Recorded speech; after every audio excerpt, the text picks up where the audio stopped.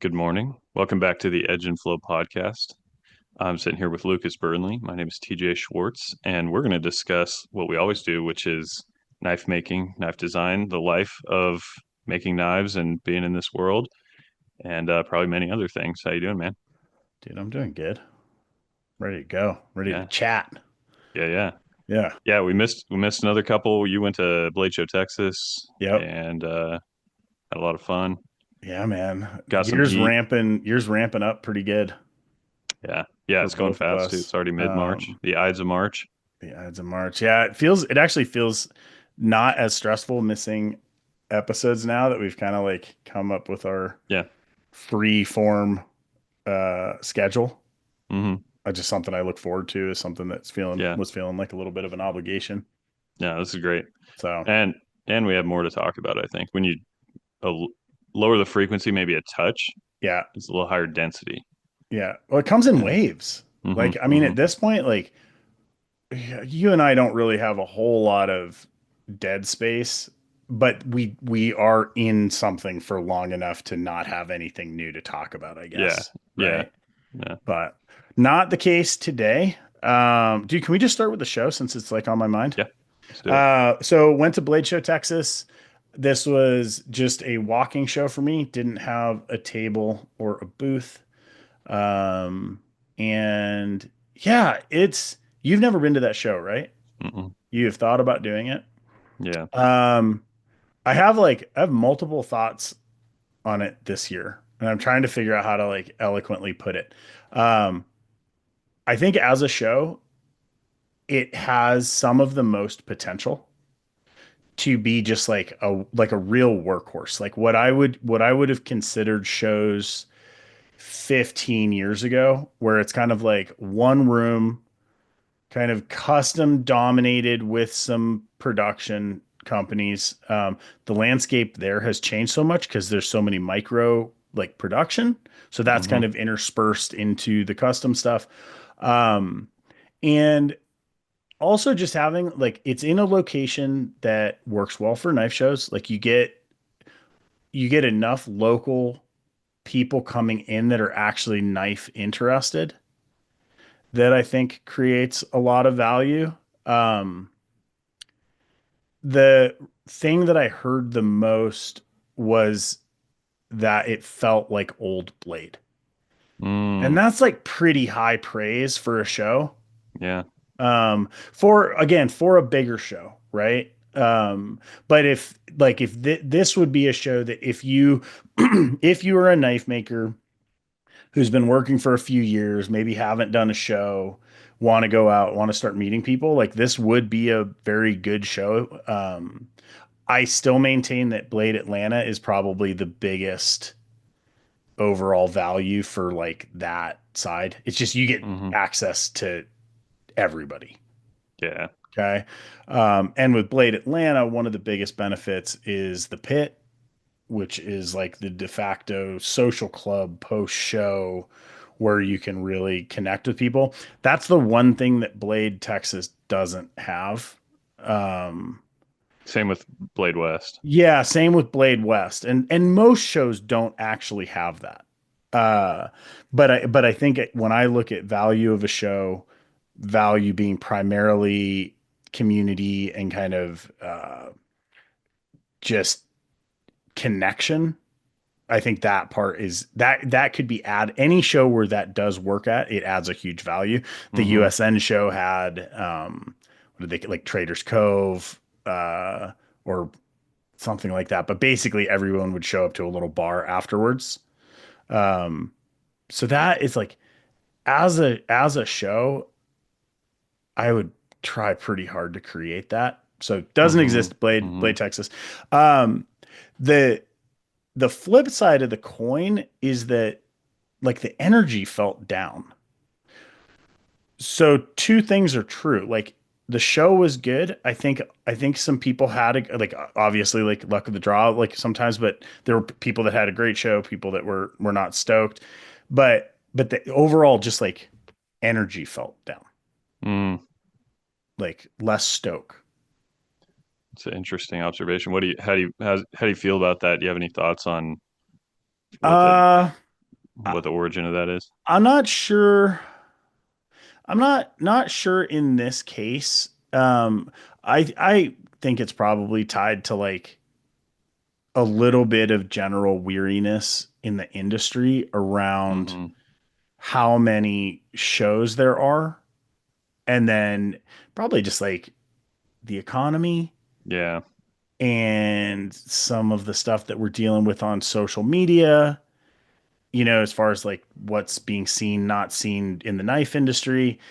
It just like for years and years and years, I remember going to shows and just seeing people so excited. Yeah. And that energy didn't seem to be there. And that was kind of on the maker side and kind of on the customer side. Mm. Like not like resigned, just not quite like pe- Yeah. you know.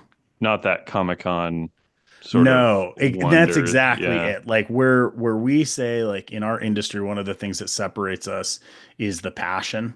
Hmm. It's like that just I don't know, man. It might just be lacking. I think I think there's another component to this, which is early 2000s to like mid 2000s. A lot of the groups were pretty unified. So like you would go to the forums and the forums would be where all the makers were. And then you'd go to a show and you'd kind of link up with the people from the forum. So this is Blade Forums, Knife and Gun Network, USN, Knife Dogs. There's a bunch of them. Now everybody is spread out. So kind of all the makers have their own groups, kind of the collectors do. There's so many shows that I think that just the general, like while the community itself is probably larger, I don't think that the group is larger. Hmm. I think Tell it's me, scattered. tell me if this sounds right to you. It Yep. seems like the forum era is a golden era and was such an ideal way to cultivate like the modern knife industry as we know it with that like Yes. kind of one hive mind aspect that you're describing. Yep. And then Instagram came up, which had a way better user interface, way Yep. better ability to share, way better reach. Yep. So everyone moved to that. And it was like the great migration. And then I hate to say it, but it was like basically the great betrayal of Instagram basically crushing that whole community. And now everyone just scattered. Does that sound Yeah, like I the think so. macro trend? Yeah, yeah, and I think it ties in also Facebook. Facebook was the save, but it's also like you look at it and you're like it's not owned land. A Hmm. forum was like owned by someone essentially, and kind of they could just like they could specify what actions happened in that forum. Facebook brought the forum aspect back, but it's not a forum. So like we've got our Burnley Knives group. Dude, Hmm. there's 10,000 members in there, but there's not 300,000 members that are all linked because they like knives and are Yeah, kind of cross posting and everything else. they're all there for Burnley, or they're all there Yeah. for And whichever they're, brand. dude, I mean, Yeah. that's the thing. Like, as a collector at this point, like, dude, I bet a lot of them are in 20, 30 groups. Hmm. Hmm. There's so much crossover, but it's still kind of, it's not like a unified thing. There's like little satellite groups, and it's again that's just like a gut response to seeing like the shows. So as a cautionary tale, or like I guess like a parallel to this, I think the shows themselves are similar, which is at this point it's easy for shows to damage another show that is like a legacy show because they bring out something that is like new, fun, exciting, novel. And I say this as someone who is deeply attracted to all of those things, uh, without realizing or caring that it may be shifts the industry. Like Hmm. I think there are decisions being made that actually do move the needle in ways that make it hard to pivot back. Yeah, I think it'll Hmm. self-correct a little bit. But like USN show kind of going away, it would be one of those Yeah. where, you have a show that's been going for, I don't know what, 14 years. And it was a show that was very beneficial to a lot of makers. And it kind of fell out of vogue, Yeah. because now it's like, well, now you can do like a one night show, or now you can do this. And obviously there needs to be variation, and there's not I'm not saying like, oh, like this shouldn't be happening. I'm just saying I think it is happening, Yeah. Yeah. right? So we might be evolving out of a certain type of show and certain type of community. I realize this sounds like a really big statement, but it was just an observation. I was there for, 2 days walking around, hanging out and talking to people. Well, the sands always shift. Um, Yeah. I can, I'm still kind of a young pup to most knife makers, but I've been in the industry just long enough to see that a little bit Yeah. because I can remember the 2015, 2016 era and what that felt like. And then after that felt different than the COVID era. It's Yeah. like there's three or four distinct eras of the knife industry and the blade show sort of world, just since I've been doing things since about 2012. So I think it's the one thing you can count on is that that's the way it's going to be. So it's Yeah. interesting, it's fun to watch in terms of macro trends. Yeah. What are people liking? But one thing, I guess the reason I'm saying that, one thing that gives me optimism is I remember there was a feeling like this. Felt similar to me about 2015 or 14. Mm-hmm. I think there was a similar slump sort of feeling going on, Mm-hmm. uh, particularly in like custom knives and stuff. And here we are. It feels similar again. But guess what? After 2015 era was one of the biggest boom eras as well. So it was booming before and after that period. Yeah. So, is it cyclical? Is it Yeah. random? But it's not a new feeling to me, No. even so. It's interesting. Yeah, I don't think I'm sure that some of it is cyclical, and then some of it is, I think the situations change enough that like maybe the fact that it will change is cyclical, but now it's like a new thing. Like Yeah. talking about, 2020 knife boom. I mean, that was real. That Hmm. was Everybody was up. People changed the way they did business, grew businesses, and then it dropped off. And we're Hmm. probably still somewhere in that drop off. I Yeah. I look at a lot of these as catalyst for change. Um, so I don't see it as a negative. I just get really curious. So when I go Hmm. to a show and I'm like, huh, like this feels different, I just start looking at it from like, okay, what does that mean? And like, what is the next step? Like, how can we improve it if it's something that we don't want, or how can I change to adapt to it?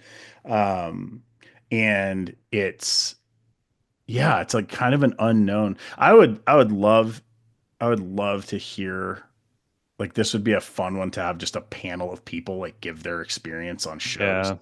Yeah. And this would be like, so I'm reading that book on Bergmaster. I'm almost done with it. Nice. And it's again basically history of a company from like a engineer type building his company up, family owned business, scaled, gets bought by like a conglomerate, grows, uh, and then this tying in with import and like Japan and all of these things. It's really, really in-depth story. One of the things I love about it is it gives time frame, like understanding of things that were happening in industry. Knife industry is really small, but people write books on knife industry all the time. Yeah. Like I would love to see, Blade or somebody start writing books on like the industry. Like here's Hmm. okay, so you say like the 2000s golden, it's like a golden era, right? maybe the 70s were a golden era or the 80s. It's like it would be so rad to have like an overarching kind of history of the industry. Hmm. So that's a book that needs to happen, Oh, for sure. And right? the knife industry is small enough that none of the companies are publicly traded. Yeah. And so that's one interesting comparison to some of these other trends that are macro that you see is Yeah. that they look at, public trading trends Yeah. and you can make like really strong arguments with real data when you have all that stuff. Yeah. But nobody knows, what's happening in reality in the knife industry. It's all, walled off. So it's kind of like each person has to have their circle and people, share things in confidence and things like that. So it'd be cool. You're right. If that narrative was able to be developed with like a little bit of data to back it up, you know what I mean? That you would have to get, on foot. You'd have to be talking to people to You'd get have that to talk, but information. we're not super far away from people that were at least in like the US knife industry. We obviously like we've lost portions of generations, but there's still makers that were there very, very early on and can talk about like the flow of the industry. I just Hmm. like you said, we're not public, like companies aren't publicly traded. So Bergmaster was. So Hmm. this book is a Harvard Business Review, Hmm. right? We're probably not going to get that. But as an industry as a whole, like it would be super rad. Like if you can have a coffee table book on Lyle that looks like, you know, a phone book, you can have a book on the industry that goes through some of the really interesting periods, trends, like shifts. Like, dude, I mean, social media, CNC, like there's, I mean, just those as two top level Yeah. have been shifts. But like what happened in the 80s and 90s? What were the shifts? When Emerson did a Hmm. production folder, like what was that like? Yeah. Shows up with like Hmm. what was it like the Raven with injection molded scales. You're like what happened when Benchmade started to like really The become axis like, lock. Yeah. yeah, dude, like those things, like because in retrospect, you can look and you can see how the industry pivoted around that. Ken doing speed safe, I was gonna right? mention Like that. Yeah. that's like endless, man. Hmm. Yeah. No, I would love to read a book like that if it was. I don't know how. I mean, man, what a job to write a book like that. How to gather that data, but it would be super informative. Kind of like I was saying, if you're in the insurance business or you're in the auto business or you're in the this or the that, that you can like get on a newsletter or read reports about these trends that we're talking about. But um, That's an yeah, interesting one. Like I wonder what the prompts would be with like an LLM to get like give me a 15-page synopsis of like major changes in the knife industry from the 1980s on. I'm going to do that because now I'm really yeah, curious. yeah, Um, yeah, I don't know. I think that would be a cool book. If anybody's listening that's like writing knife books, please write that one. yeah. I love it. Okay. All right. Yeah, So, yeah, other than that, man, Texas, closing out that thought, had some good barbecue, got to like catch up with people, which was really nice. And yeah, man, that's like, it's good. It's a really good show. Like, if you are a maker and you are looking for a show that feels like a traditional knife show, I think it is one of the best value propositions out there. Like, Texas, you go to Fort Worth, it's easy to get to. There's some good food. The weather's usually nice, not this year.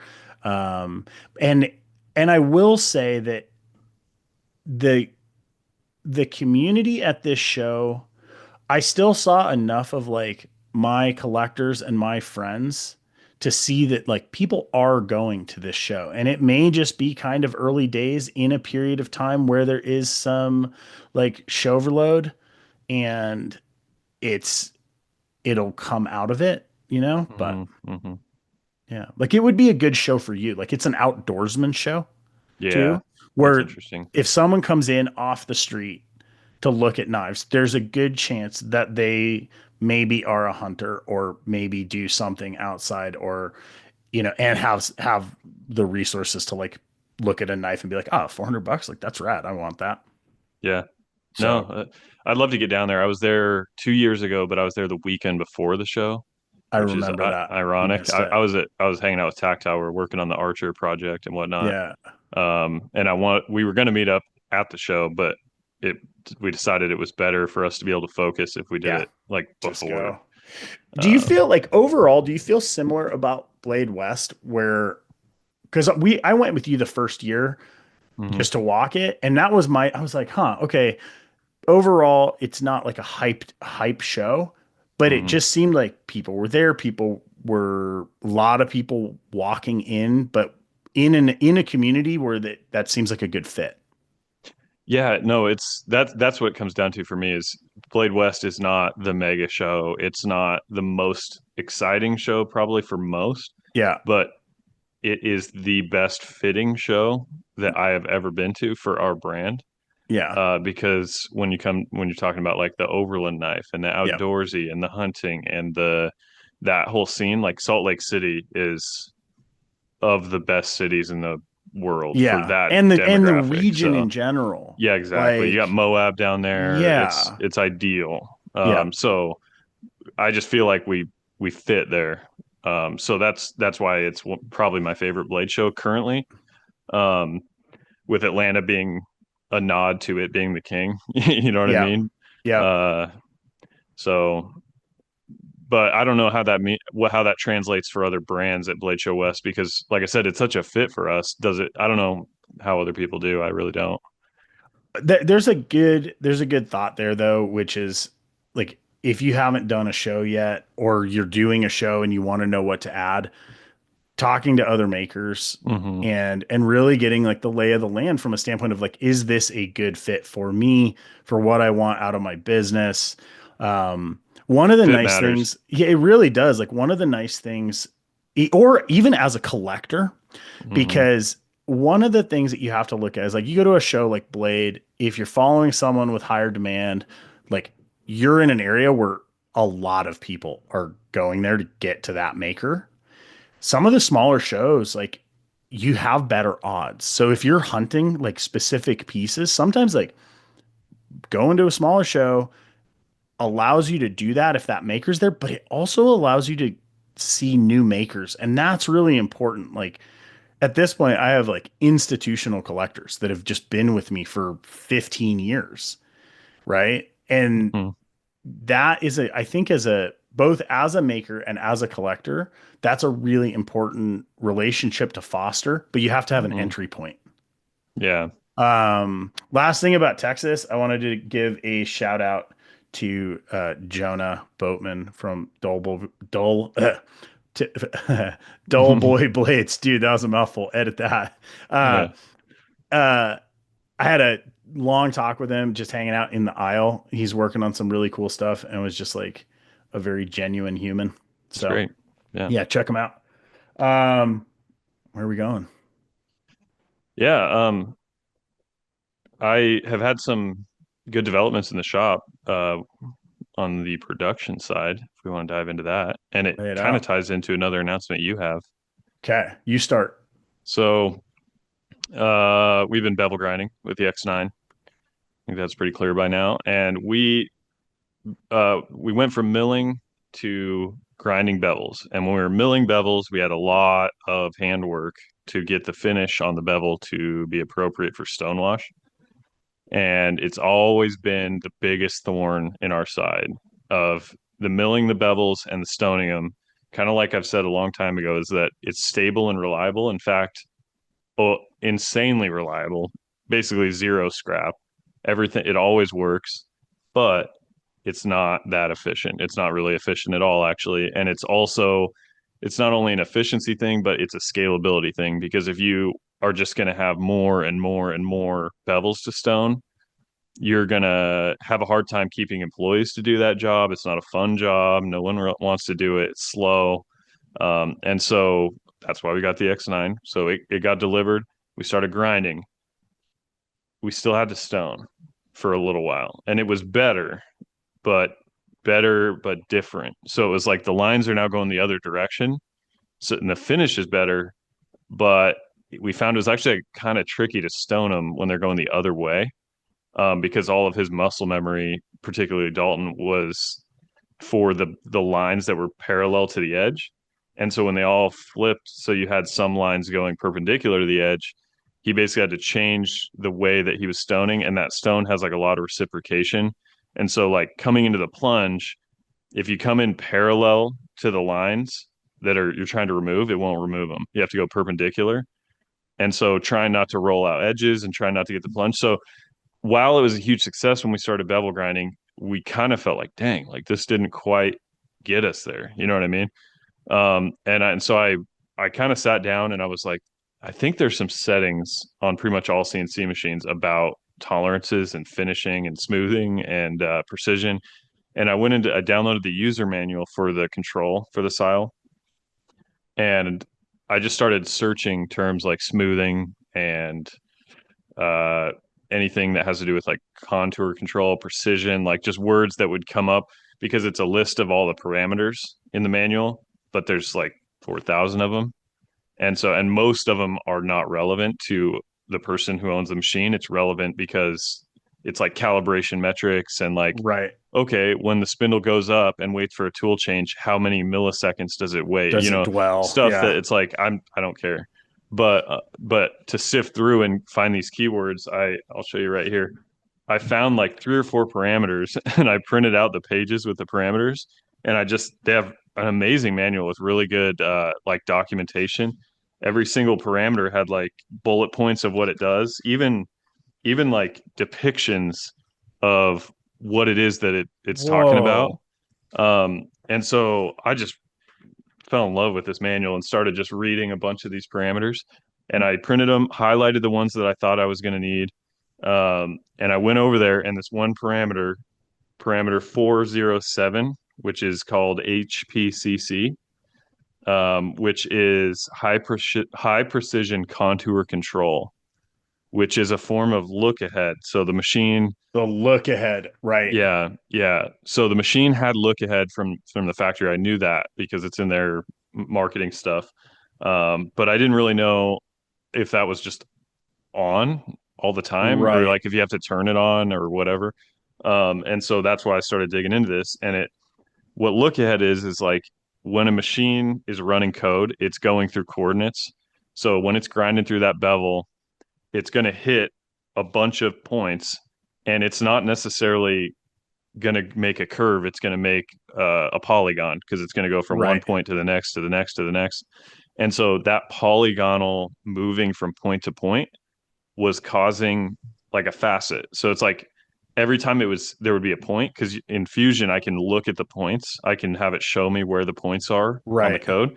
And I could look at the grind and I could see that there was Exactly. an aberration at each point. And it was like identical on every knife, no matter what you did with any of the feeds and speeds, because Uh-huh. it's moving not in a smooth way. It's moving in a linear way, Right. right? It's like lurchy, Yeah, yeah. basically. And like what is the tolerance? Like when you're talking about this, like what is a big step?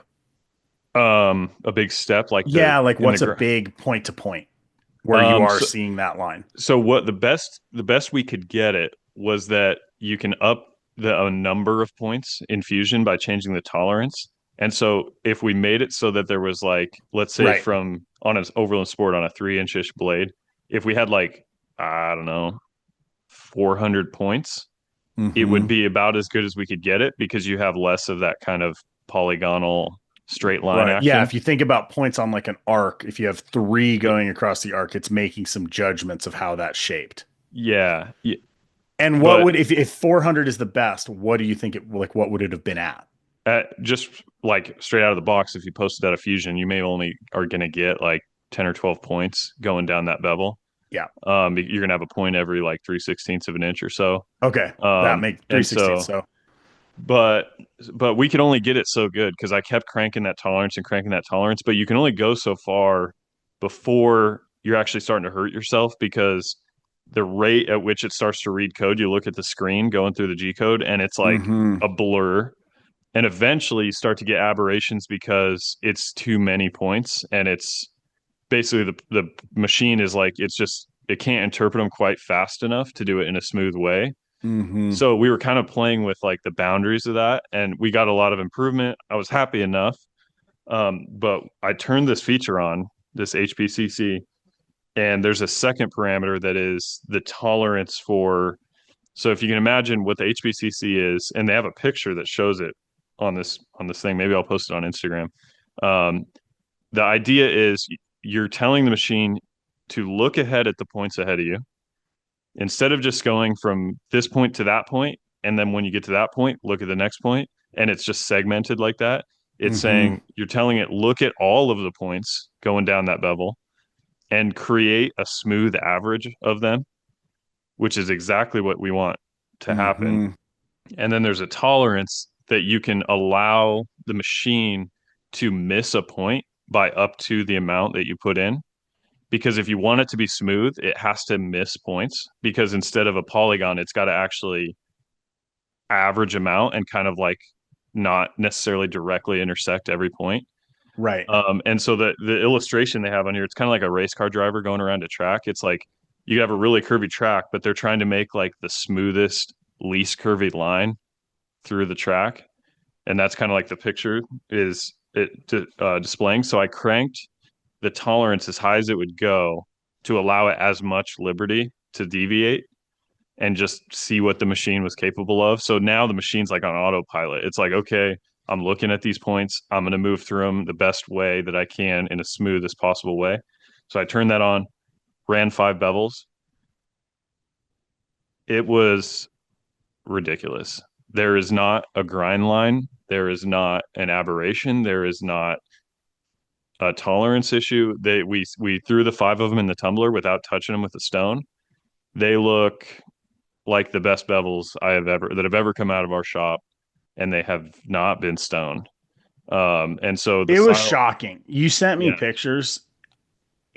It is it is shocking. With stonewashing, it will bring out any defect, any, yeah, right? yeah, There were no defects. yeah. In 5 blades, which means 10 bevels, left, right, they were exactly the same. And the style just averaged those points. And interestingly, we actually ran one, and I could still see some aberrations. But what I found is when you're doing the averaging method with this HPCC, you need to have less points, because if you have too many points, like if you have those 400 points, there's Mm-hmm. not very much leeway for it to create that curve, The because smooth curve. there's just too many points to average them realistically. So I dropped it back down to the factory output from Fusion, which is, like I said, a point every like 3/16. And that is what got us that finish, because the style is looking at those points, and instead of drawing straight lines between them, it's drawing a spline that hits all the points roughly. Got And it. so it's like it's perfect, dude. It's perfect. That is, man, yeah, that it makes sense. It also, the fact that you like go in and are looking at parameters and stuff on your machine is crazy to me. That stuff's terrifying. Yeah. I'm trying to think, like, it does a few things too, which is like hand stoning a blade. Like, obviously you're removing handwork, but like you said, it's the best looking bevel. It's because it's like you're removing an entire operation that can create some deviation of surface. So like the plunges are going to look the same. One question to two questions. One, did the speed change? No, Insane. it's exactly the same. Yeah. Okay. And with the CBN wheels, I've never used anything with CBN. There's no like dressing that Mm, happens. no. So the only thing you have to worry about is damage, and there is wear. Hmm. What is the wear range for this process? So we've been able to say that with an Overland Sport, again, like a 2 3/4 inch blade, 130 thou stock thickness. So on the small side for a fixed blade, but maybe super mid range for a folder. Sure. It's that wheel's probably going to grind in the thousands of knives. Yeah. Okay. So I mean, we from the looks of it, that wheel is going to last us years. Yeah. So I mean, because we control the obviously it is wearing, and so you offset the Z height of your whole program down to compensate for that. Um, but so I guess I could figure that out and let you know because I took a picture of what the Z was when we first started because I was like I want to know what that is because what we're running at the Z height now because we never touch it off. We just manually drop our work offset to drop that grind down, down, down. So, and you're doing Um, that based on what dimension? edge thickness. So you mic a blade when it's Yeah. done, and you're like, oh, we went from 12 to 13. Yep. Is that like at what point do you notice it or change it? So here's that it gets a little muddy because there's thermal, Yeah. because the X9 is a huge machine, and so it can move as it's warmed up in the morning. It could move like maybe a thou, which is still not a very much, but Hmm. and so usually in the morning, you don't want to start your first grinding like at the bottom of your tolerance range for edge thickness. You want to start at the top because for the first like five blades, the spindle is growing a little bit. And so if you keep in mind, if the spindle gets a thou deeper by Right. You thermal, lose two you'll thou off use the two edge. thou on the edge, which is substantial. And so we start at the top of our range, and then the thermal starts to make the bevel go deeper. And then after a while, it's plateaued at that max depth because the thermal only goes for a certain amount and then plateaus. But then it starts to recede the other way because now you're starting to see the wheel wear. So you get like this kind of ski jump shape And are you seeing that in a day? in a day. So you But see where in a day. So then the knives that you finish at the end of a day of grinding, there's going to be a nominal change in edge thickness. so I would say maybe over like 50 Overland Sports, we might that range where we're starting to see the wear and we're going to have to start to comp wear. I mean, in a day, in like 50 knives, we might see like a thou in Okay. wear. So It's really that's, good. yeah. So like 50 knives, you're wearing like at most two thou off the wheel. And it wears in a uniform way that Yeah, doesn't require some type of facing or okay. it So, does. oh, dude, I can't wait to start Because messing with because this. we're probably I don't know Yeah, many hundreds of sports on that wheel. We've not touched it, and that those bevels that I sent you, that was just we didn't do anything different. We just hit cycle start with the same wheel, no dress, just runs. that's amazing. So now grinding bevels is you turn the machine on, and we don't even probe anything because we found that the overnight like thermal change is so minimal on the X9 that there's no reason to probe XY, because it just doesn't move. And Okay. so because we're not doing anything that generates heat in like the ball screws because we're not Right. moving the machine very much. It's like a very like our feed rate's like 5 or 8 inches a minute. So it's like the thermal in the X and Y doesn't occur. And so we can just turn the machine on, warm it up, put the knife in, hit cycle start, and then start following that trend on the Z depth. So, and Hmm. then the bevels come out perfect.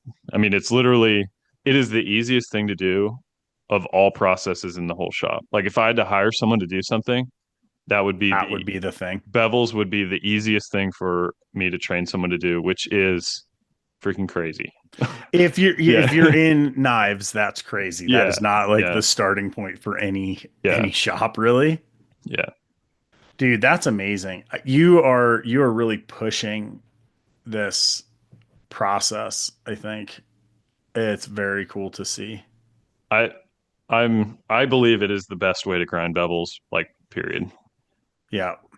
I mean, I What just is what is the because you can't do a true flat, or I guess you can, but you start to lose, right? It is theoretically possible to do a true flat. so in you can get an infinitely wide hollow with this Right. method. If you let's say this, if you have a knife with a straight edge, Yeah. like a truly straight line, yeah, Yeah. you can do a flat. But if it has any curve, there has to be some infinitesimally small level of hollow to it. So this, you're saying So like if you had a straight blanked blade, no belly, no curvature towards the tip, yeah, you could go flat. As yeah, soon as you start to go to like a belly, yeah, you you're some gonna get deviation. some, but let me illustrate it. So like the Overland, which is a pretty broad blade, we're running a 6 inch wheel on it. Well, I haven't ran them yet, but I just programmed it. So running a 6 inch wheel on an Overland, which isn't the biggest wheel you can run. We have considered running an 8 inch wheel, but a 6 inch wheel on the Overland with the tip down, because the control for the flatness versus the hollowness is the wheel diameter and how aggressive the knife is pitched in the So your machine. fixture, The fixturing, that basically. So yeah, the angle, the sign like of the fixture, basically yeah, angle of the how fixture. far Okay. tip down, Yeah, and yeah. so we do 2 degrees tip down on Overland and Sport because Okay. we want it as close to flat as we realistically can get. And so with a 2 degrees tip down with a 6 inch wheel, the hollow, if you were to put like a straight edge perpendicularly across the bevel, in the middle is about 1 thou. Yeah, So all intents and yeah, purposes that like is a flat. And yeah, with this, one of the things I'm really excited to experiment because I do so many different types of knife as customs is really that ability to be like, hey, I want an 8 inch hollow yeah. because you can basically fake it in, right? Hmm. And so yeah, you can do any hollow you can imagine it can do, and you can Right. get 99.9% of a flat grind. Yeah. So it can pretty much do anything, honestly. Can do anything. If it's geometrically possible, it can be done. Yeah. I love it. Oh man, it's funny. I don't want to rush it because I feel like my process isn't efficient enough with the Kihoku yet that I'm feeling like any bottlenecks. That's one that I'm really looking forward to being able to say like I have a reason to be faster with Yeah. grinding. And that the irony is, to your point, is we looked at those bevels and I showed the guys, Steven and Dalton, and it was like a switch flipped in my brain and all of our brains, I think, that was like, we need to make sheaths faster. Yeah. We need to make scales faster. You know what I mean? Because the bottleneck of the bevels has always meant that we can afford some inefficiencies everywhere else Yeah. because you just have this one bottleneck that's like this fortress of like just blocking your path, Yeah, there's no way through and it. then it just vanished, and I'm like, oh, we need to so the second and third biggest inefficiencies in our shop that we did not care at all about until now are now the bottleneck. You know what I mean? So When at what point though is like you being an optimizer, like at what point is the process and it's done and you're like, this is efficient as it needs to be. I'm moving on to something else. um I don't think that ever comes as a holistic standpoint, Sure. but in an individual section, like for now, for Yeah. like the bevel grinding, like I'm not touching it You're good. because That's done. my philosophy is like I want to focus on one problem at a time, unless there's an emergency problem that's like I can't ignore. That's a very good philosophy. But I'm going to focus on one problem at a time, and it's going to be the biggest draw on our labor. And and it's a problem that isn't the biggest draw on your labor is not the biggest problem because we all know, and like especially American manufacturing, like you cannot afford to waste labor. Like that is the ultimate, that is the biggest problem. And it's okay to use labor and have labor, but if you're wasting it when you know that there's a better way to do it, that's a tough situation. So I'm looking at the next thing that is the biggest meat on the bone to save labor. And that's no longer bevels. It's been bevels for the entire existence of our company. It's always been about bevels. Now it's not. So phase That change. tracks. I mean, like, I just wrote that down. What's the biggest draw on your labor? I struggle a lot going back and forth between like custom mindset and then production efficiency. Mm, And that question right there as a custom maker is interesting because sometimes like the things that are the biggest draw on your labor are the ones that you enjoy the most. Well, and let And me add that's this. balance. Maybe saying the biggest draw on your labor is not the right thing. The biggest, where you can identify the biggest piece of labor that you know or can see a path to minimizing it. You know what I mean? Because it's like, Absolutely. because your biggest labor on a given product might already be optimized, but it's just your biggest labor. It just always is going to be. It's always going to be right. But you don't want to have, like, for example, in sheaths, you know what I mean? We have still the overland being formed with foam, the sheath for Hmm. the overland, and we went to vacuum on everything, and we just never I never took the time to go back and upgrade the fixturing to make it vacuum formed. Hmm. And I didn't care that much because I'm like, well, we can't make that many overlands anyway because the Now, bevels. now you have a reason to make Yeah. that change. So now the sheaths for the overland are the drag, and so it's like instantly now I need that done yesterday. You know what I mean? Because it's it's not that sheaths take a long time, it's that that particular sheath is not up to date, and I Right. know that it's a waste. You know what I mean? Yeah, I like that a lot. I think it also comes it's like making the next best decision. Like when you look at Hmm. you're like looking okay, it's like yeah, I need to improve these three things, but like what is the next best decision? Hmm. I'm trying to like integrate that more. Um even from the standpoint right now of like reduction, like I realize that I am doing too much. And so I'm kind of looking at it like what's the least valuable overall area that I'm feeling stretched in, you know? And then I'm just kind of trying to remove items. It's a reverse process, but that, especially like where I'm at with the Kihoku right now, I think we will start to feel, I think as soon as I bring someone else into the shop, I'll start to feel the inefficiencies and in a way that actually allows me to change the inefficiencies too, Hmm. because it's like, okay, work through this batch inefficiently. I'm going to update the drawing, the fixture, process. Okay, next batch. Okay, now we're hitting here. But it's like when Hmm. I'm doing everything by myself, like, yeah, I can see it, but I also sometimes I'm just like, I just got to get it done, Yeah.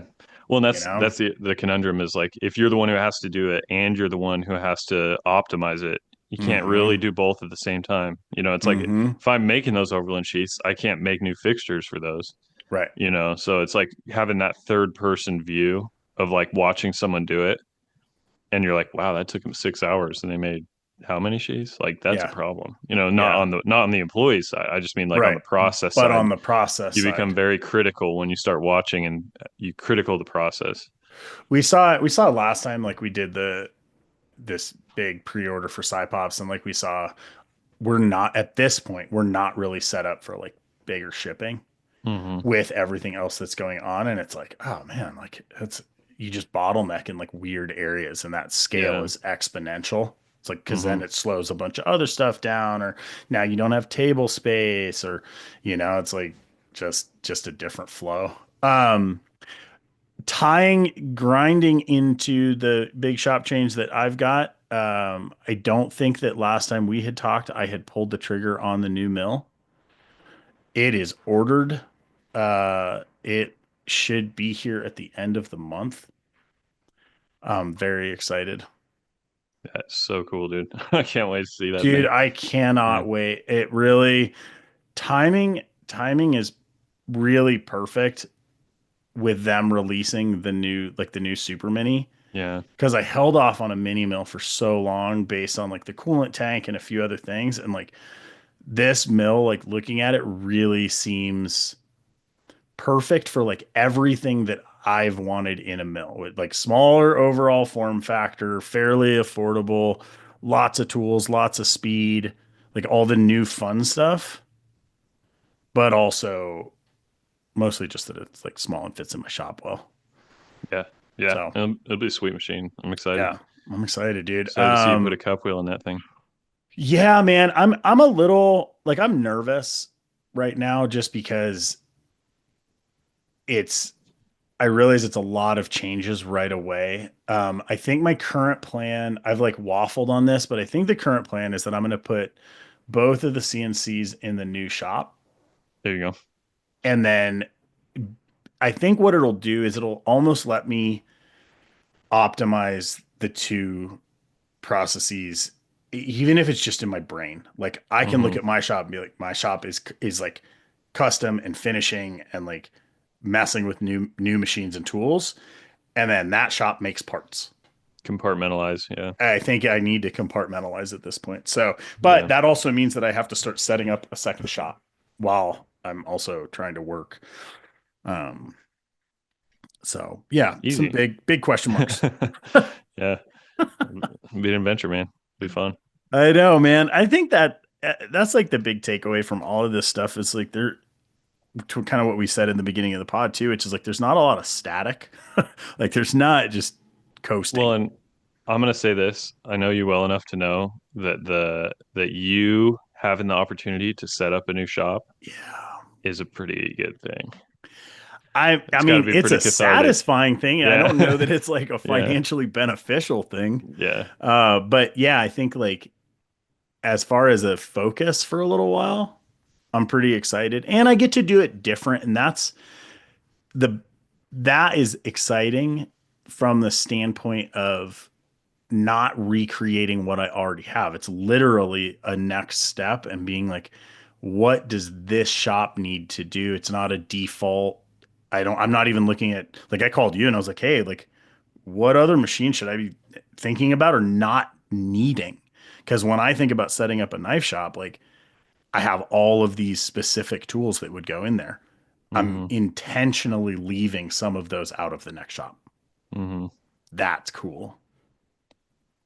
Can I ask you an introspective question? Yeah, lay it on me. If you had everything in your whole shop, everything related to knives, all insured to its full value, and the whole thing burned down, and you snapped your fingers and you had an empty shop and none of the tools, what would be what would you start buying? Like, what's the first thing you would start buying? Because it's parallel to what you're Dude, doing right yeah, now, but no, I mean, for me, it would be, it's the Holy Trinity, man. yeah. 100%, I would buy a grinder, a drill press, and a bandsaw. Hmm. And then from that, I'd probably go into hand tools and a buffer and jewelry stuff. Like, Hmm. it's a different answer than what you would have. It would very different, yeah. What's the top three? What gets replaced instantly? Um, so be the X7, the X9 would do it over again. They'd be ordered immediately. This honestly, the only thing I would change about everything that I already have is maybe I'd go on a little nicer or different on the blast cabinets, and I would not have gotten the Tormach. That's really the only deviation. Right, which is like it's sad for Tormach because the Tormach because it did get you started. Oh, and So it's honestly, like I'm not knocking the Tormach because, no, dude, that thing has run. I was thinking about it, dude. Even today, the Tormach runs more than any of our other machines because it's still running our scales, which yeah, by the nature of scales, it's way yeah, more spindle time. yeah, So inherently, the Tormach is actually the most used spindle in our shop, even though we have two brand new machines. So, and it's been reliable, dude. It always gives us parts that work. It just does. yeah, But the thing is so freaking slow, dude. It's like watching it move compared to the X7 and just looking at the cycle yeah, yeah, times. yeah. It's just unbelievable. It's crazy how slow it is. Um, but I'm not really knocking it though, because you're right. It was very capable and got us started. Yeah, I know, I know. I guess like, dude, that was a really emotional response. It's not far off. Ah, at this point, I guess honestly, like I need the CNC. Like I need it, and I Hmm. maybe maybe it would be like three is really hard. I guess it would be a grinder, dude. Yeah, a grinder, the mill, and maybe a bandsaw. I don't know, dude. That's like my Yeah. brain is glitching Hmm. because it's the practicality of what like starting versus what my heart tells me I need Yeah. to like Yeah. rebuild a shop. Yeah. Dang, I'm gonna have to Have you, sit on that one a little more. have you ever envisaged that situation, your shop burning down, and it, in a weird way, actually felt like that would be kind of fun? I know that sounds weird. It'd be terrible, but No, I cannot say that I have thought of that. I also almost started a huge shop fire one time and it was terrifying. yeah. Started a dust collector fire. And the worst part about a dust collector fire is that it basically goes from like a smolder and like you see a flame and then it turns into a jet engine. And Hmm. it's really like shocking. And then you deal with it and your shop is dirty. So Yeah. it's like you're cleaning up like this horrible mess and stuff is damaged and it really is like high pucker factor. Yeah. So yeah, I hope that never happens again. But Yeah. Yeah. dude, I yeah. That would be terrible. Yeah, I'm not. The fun thing is basically, yeah, you just get to rebuild your shop Yeah, with having a everything that you blank, want. basically like an insurance check, and it's like Yeah. go shopping. Yes, that's wonderful. Because in the very beginning, you're like, well, I can only afford, a Harbor Freight drill press, and so you're like Yeah. slowly. You never have that big moment where you're like, build your dream shop in the next 60 days, like Dude, I that. still have ratchet tools in my shop. Like I've Same. got things that I'm like look at and I'm like, it is like budget Harbor Freight. And I've just Yeah. been using it for so long. Sometimes it works, dude. Yeah. I always think that's I guess my version, your fire question is my lottery question, which Hmm. is like if all of a sudden I never had to think about earning an income again, I would actually basically we'd probably move and I would set up a new shop. But what would I set that shop up with? Yeah. Yeah. And the answer is yes. It would be an endless shop of the nicest, most fun tools ever. Yeah. That's a fun one. No fire necessary. Yeah. No Just fire. water. Yeah. Yeah. Or someone, here's a better one. Someone offers to buy you out for Right. value 3x what everything's worth, which, you know, Yeah. because the fire's too sad. Yeah. It's like, Right. The fire's no. sad. Yeah. Comes with a negative. Yeah. Yeah. Okay. Yeah. That's a fun that's almost kind of like a fun game to play just to look at like true desire. Like, what do you really want in your business? If you look at it from that framework, it's kind of hard to lie to yourself. Yeah. Yeah. It's like if you could do it all over, what would you do different? And then the follow-up question is, why aren't you doing that now? Yeah. You know what I mean? Yeah. Good. Let's leave it at that, dude. That Yeah. feels like a wrap. I like it. All right, man. Hopefully we talk again before I get my mill, but I mean, we will because I'm gonna have a lot of questions. But guys, thanks for listening. We appreciate you. It was nice seeing everybody in Blade, Texas. I really appreciate all the feedback. It was nice to hear that you guys are getting some value from this. So No doubt. Yeah. Thank stay you in all. touch. Peace.